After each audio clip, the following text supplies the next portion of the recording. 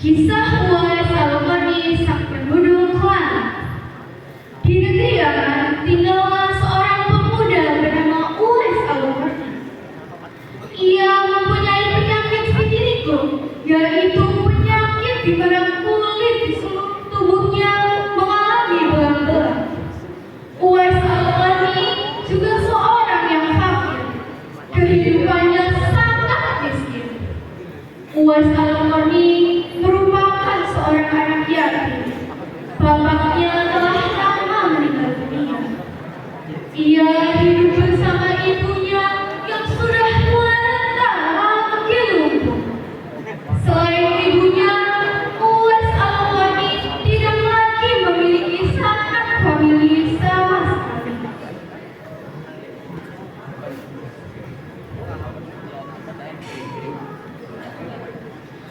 Ia adalah seorang pemuda yang soleh dan sangat berbakti kepada ibunya. Ia senantiasa merawat dan berusaha memenuhi semua permintaan ibunya. Dalam kehidupan sehari-hari, Uwais Al-Qarni bekerja mencari nafkah dengan cara mengembalakan domba-domba milik orang pada waktu siang hari. Upah yang didapatkannya cukup untuk memenuhi kebutuhan Uwais bersama ibunya. Bila ada kelebihan, terkadang ia menggunakan untuk membantu tetangganya yang hidup miskin dan serba kekurangan seperti dirinya dan ibunya. Demikianlah tugas Uwais Al-Qarni sehari-hari. Uwais Al-Qarni adalah seorang pemuda yang taat kepada ibunya dan taat beribadah. Ia senantiasa melaksanakan puasa. Bila malam tiba, ia selalu berdoa memohon petunjuk kepada Allah Subhanahu wa Ta'ala. Sebagai seorang yang beriman, ia ingin sekali pergi ke Madinah untuk bertemu Nabi Muhammad SAW. Hari demi hari berlalu, kerinduan Uwais Al-Qarni untuk bertemu Nabi Muhammad SAW semakin dalam.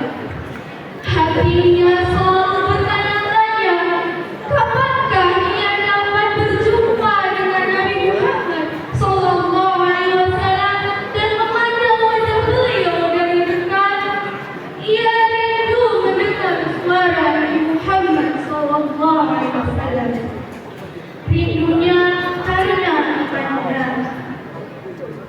Tetapi bukankah ia memiliki seorang ibu yang sudah tua renta dan tua lumpuh? Bagaimana ia tega meninggalkan ibunya dalam keadaan demikian? Hatinya selalu gelisah. Siang dan malam pikirannya diliputi dengan perasaan rindu memandang wajah Nabi Muhammad SAW. Akhirnya kerinduan Uwais Al-Qarni terhadap Nabi Muhammad SAW yang selama ini dipendamnya akan dapat ditahannya lagi. Pada suatu hari, Uwais Al-Qarni pergi menghampiri ibunya, mengeluarkan isi hatinya serta memohon izin kepada ibunya agar ia diperkenankan untuk pergi ke Madinah menemui Rasulullah SAW. Kuis ini cuy. Ibu Uwais Al-Qarni walaupun telah umur merasa terharu dengan permohonan anaknya. Ia mengaklumi perasaan anaknya seraya berkata, "Pergilah wahai Uwais anakku, temuilah Nabi di rumahnya. Bila telah berjumpa dengan Nabi, segeralah engkau bertemu." Betapa gembiranya hati Uwais mendengar ucapan ibunya. Segera Uwais berkemas untuk berangkat. Namun ia tak lupa untuk menyiapkan keperluan ibunya yang akan ditinggalkannya. baterainya lama lah. Ketika ia sedang pergi, Degu siapa? setelah berpamitan dengan Siapa? ibunya, sembari mencium ibunya, Pakai teman-teman itu. Uwais Al-Qarni menuju rumahnya. Cerita gini. Setelah menempuh Jadi full ya? perjalanan yang sangat jauh, akhirnya Iya, aku- Uwais Al-Qarni tiba di kota Jelek Madinah. baik. Segera saja Tripod ya, Raya? Uwais Al-Qarni mencari rumah Nabi Muhammad Sallallahu Alaihi Wasallam yang sangat ingin dijumpainya. Setelah menemukan rumah Nabi, diketupnya pintu rumah itu sembari mengucapkan salam. Lalu keluarlah seseorang seraya membalas salamnya. Segera saja Uwais Al-Qarni menanyakan keberadaan Nabi Muhammad Sallallahu Alaihi Wasallam yang sangat ingin dijumpainya.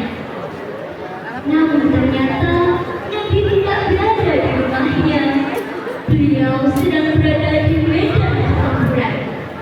Jadi Uwais hanya dapat bertemu dengan Siti Aisyah radhiyallahu anha, istri Nabi Sallallahu Alaihi Wasallam. Betapa kecewanya hati Uwais.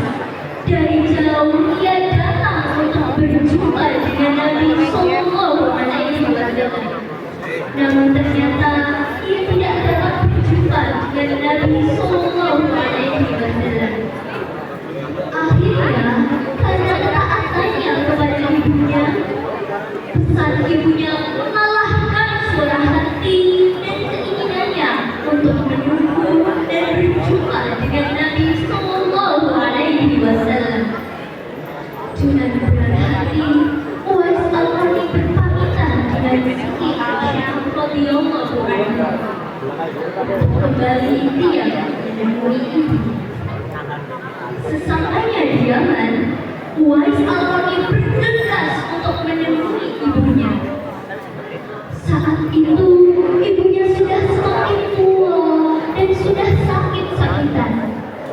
Ketika itu, ibunya berkata, "Anakku, mungkin ibu tak akan lama lagi bersama dengan kamu.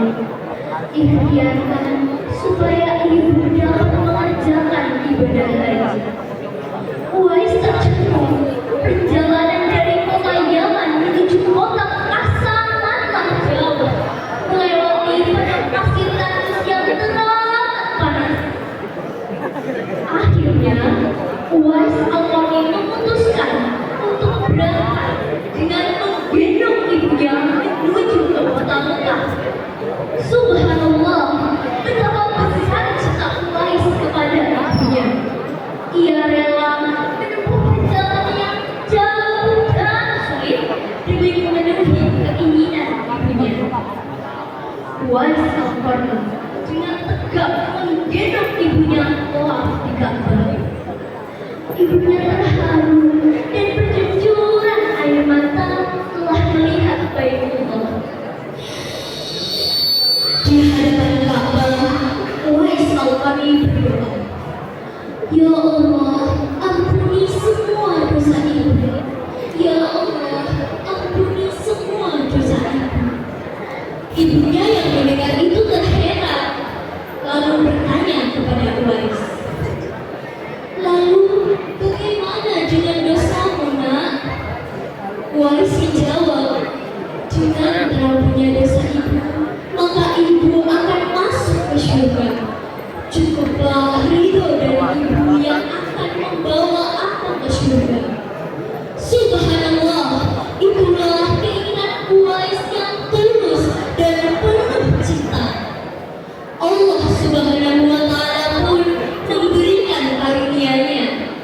Saat itu juga Uwais Al-Qarni disembuhkan dari penyakit vitiligonya.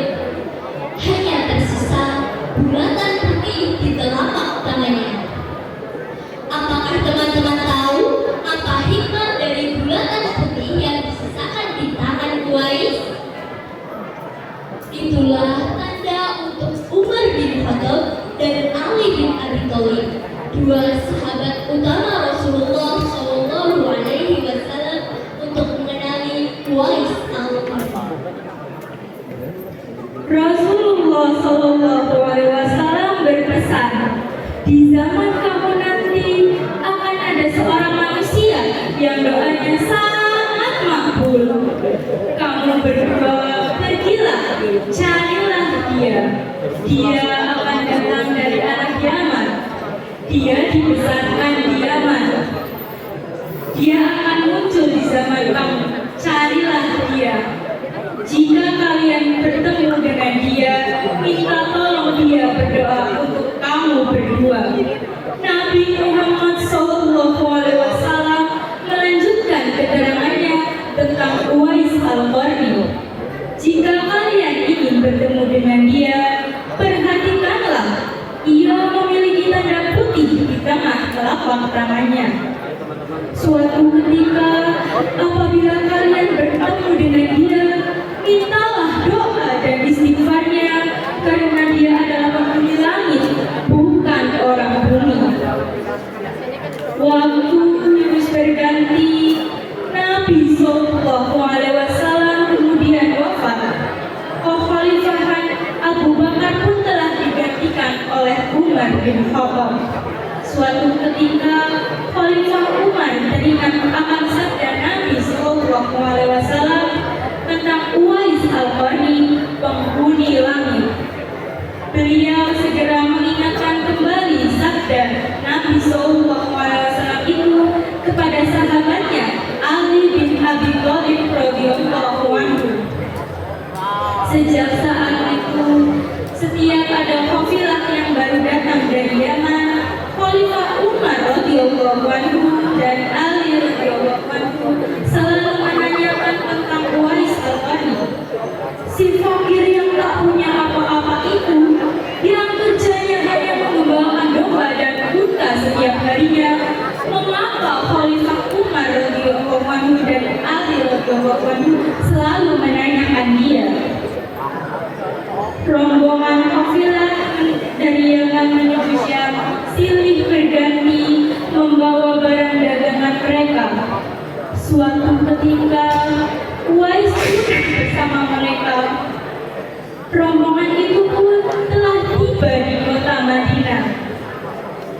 Melihat ada rombongan baru datang dari Yaman, Khalifah Umar radhiyallahu anhu dan Ali radhiyallahu anhu segera mendatangi rombongan kafilah tersebut dan menanyakan, apakah Uwais turut bersama mereka?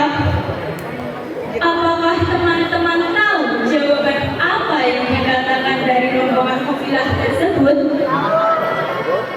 Benar saja, rombongan kafilah itu mengatakan bahwa Uwais turut bersama mereka.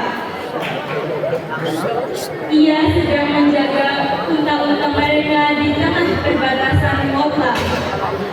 Mendengar jawaban itu, Khalifah Umar radhiyallahu anhu dan Ali radhiyallahu anhu segera pergi menjumpai Uwais Al-Qarni. Sesampainya di kemah tempat Uwais berada, Khalifah Umar radhiyallahu anhu dan Ali radhiyallahu anhu memberi salam. Tapi rupanya Uwais sedang sholat.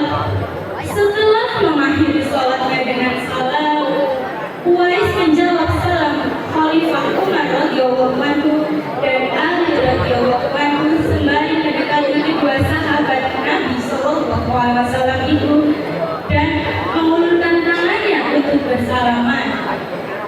Saat berjabat tangan, Khalifah Umar radhiyallahu anhu segera membalikan tangan Uwais Al-Qarni untuk membuktikan kebenaran tentang tanda putih di tengah telapak tangan Uwais seperti yang dikatakan oleh Nabi SAW.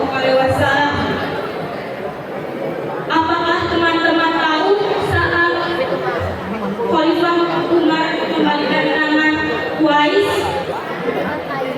Khalifah melihat kebenaran tentang tanda putih di tengah telapak tangan Uwais. Memang benar ada tanda putih di tengah telapak tangan Uwais Al-Qarni. Wajah Uwais Al-Qarni tampak bercahaya. Benarlah seperti sabda Nabi SAW bahwasanya dia adalah penghuni langit.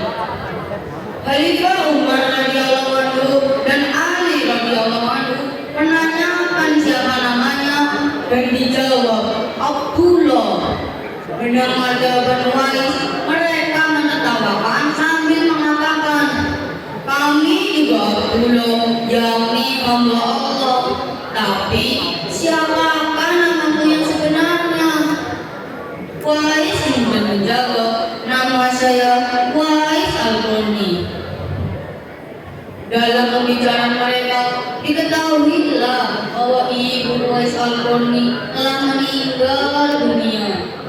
Itulah sebabnya ia baru turun bersama rombongan akhirnya dagang saat itu. Akhirnya Khalifah Umar radhiyallahu anhu dan Ali radhiyallahu anhu memohon agar Wais Al-Qarni membacakan doa dan istighfar untuk mereka. Wais enggan dan berkata kepada Khalifah, saya lah yang harus meminta doa dan istighfar dari kalian.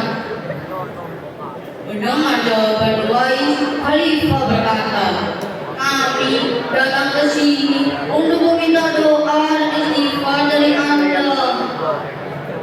Benarlah seperti perkataan Rasulullah SAW sebelum wafatnya, karena kesalahan kedua sahabat ini, akhirnya Wais Al-Qarni mengangkat tangan dan membacakan istighfar. Khalifah Umar radhiyallahu anhu berjanji akan menyumbangkan uang dari Baitul kepada Wais untuk jaminan hidupnya. Segera saja Wais Al-Qarni menampik dengan berkata, hamba mohon untuk hari ini saja hamba diketahui orang. Untuk hari-hari selanjutnya biarlah hamba yang begini tidak diketahui orang lagi. Beberapa tahun kemudian Wais Al-Qarni berpulang ke Baitullah. Anehnya, pada saat ingin dimandikan, ternyata sudah ada beribu-ribu orang sampai di lautan berebutan untuk memandikannya. Ketika ingin dibawa ke tempat pemandikan untuk dikafani, ternyata di sana sudah ada banyak orang yang mengalah jauh ingin mengafaninya.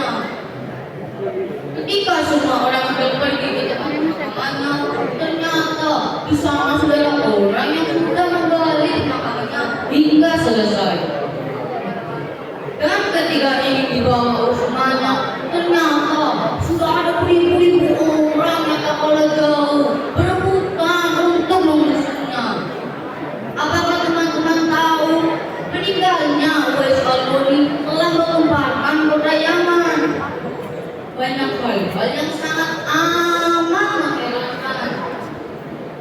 Banyak orang yang tidak dikenal ingin mengurus jenazahnya dan pemakamannya. Padahal Wais Al-Qarni adalah orang yang tidak dihiraukan oleh orang-orang yang di sekitarnya. Apakah teman-teman tahu mengapa ada banyak orang yang ingin mengurus jenazahnya dan pemakamannya? Karena Wais Al-Qarni adalah orang yang sangat mulia, berbakti, menyayangi, dan beriman kepada ibunya. Itulah